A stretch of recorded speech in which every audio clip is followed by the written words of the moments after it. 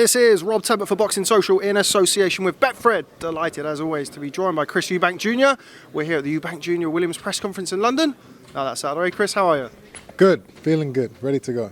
Ready to go indeed. He's just over there, Mr. Williams. We've seen you going back and forward across social media over the last, well, to be fair, it's been going on for quite a while now. We're finally here. You sat next to each other-ish today. Take anything from the press conference?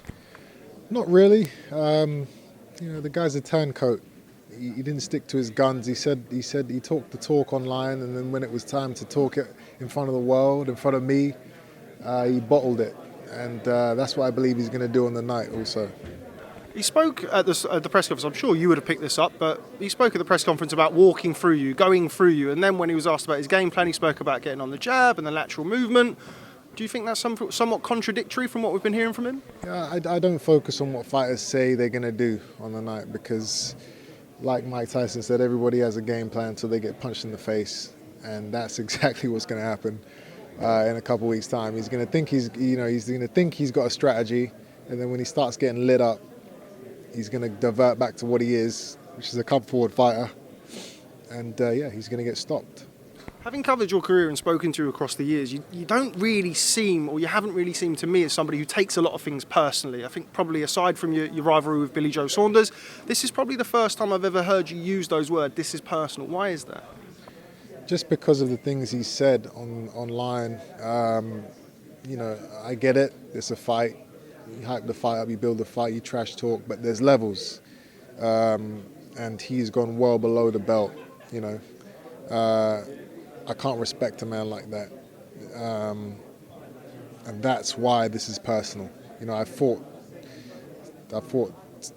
countless guys, and it's never been personal. It's always been business. Never had any animosity towards anybody, really. This is different. The things he said means that I've got to go out there and really teach him a lesson in manners. Obviously, we won't be able to see you until fight night. I've kind of given you your answer before I asked the question, but where would you put Liam Williams compared to your George Groves, your Billy Joe Saunders, your even Matvey Korobov, people that you've shared the ring with in the past? Well, this is a domestic fight. This is a British dust-up. So, this is up there with the Groves and the DeGales. It's an exciting fight, and it's on Sky Sports, and it's free to watch. That's huge, and it will be a huge occasion. And I will rise to it and I will do the job. Obviously, the middleweight division is sort of in the last few years, especially Canelo's kind of left the premises now. I think he's going up to cruiserweight in the last 24 hours. We've heard that. But the division is seemingly kind of there for the taking, more so than it has been over the last 10 years. Would you agree with that? The division middleweight? There for the taking. Listen, there's some big names out there. There's some tough fights. I wouldn't say it's there for the taking. Obviously, that is my goal, to take the division. I want those belts. I want those big fights. Will it be easy? I'm not going to say it's going to be easy, but it's something I'm more than capable of doing. And 2022 is my opportunity to do it. What did you make of Liam Williams' last performance against Demetrius Andrade? Listen, the guy's got heart, he's got grit and determination. He wants to win. It's just not enough to beat me. Now, a lot of people, myself included, turned up today hoping to see the great Roy Jones Jr. here in the flesh. Unfortunately, he wasn't here. What's the training plans between now and the fight for yourself? Yeah, listen, we're just, we're working together. We've got the strategy, and it's all going to come together. Everything's going to come together on the night. This is the perfect opportunity. This is the perfect fight to display everything we've been working on. Do you feel that you've shown your best under Roy so far in the fights that you've had together, or is it still very much a work in progress in your opinion? Not yet. I mean, my last fight, it was an anticlimax, wasn't it? The guy quit in the middle of the fight. He came over and said I popped his rib. So I didn't get to show everything that I wanted to show. I'm expecting that Williams has a lot more pride and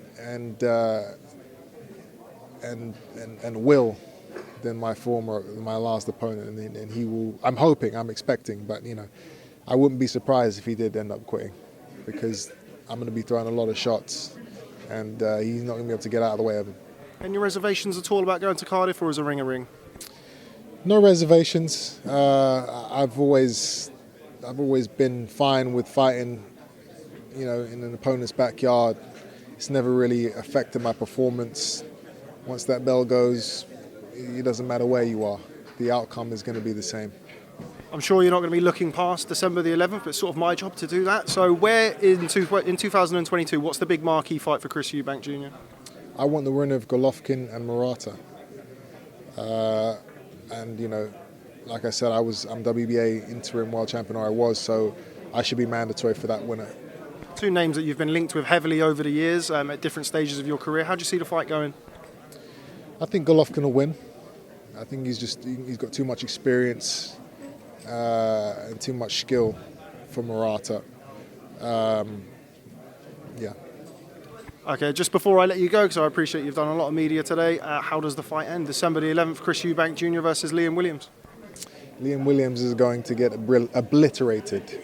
That's the best way to describe what's going to happen to this guy. He's got a lot to answer for, and yeah, it's going to be fun. Always a pleasure catching up with you, Chris. Thanks very much for speaking to Boxing Social. Okay, thank you.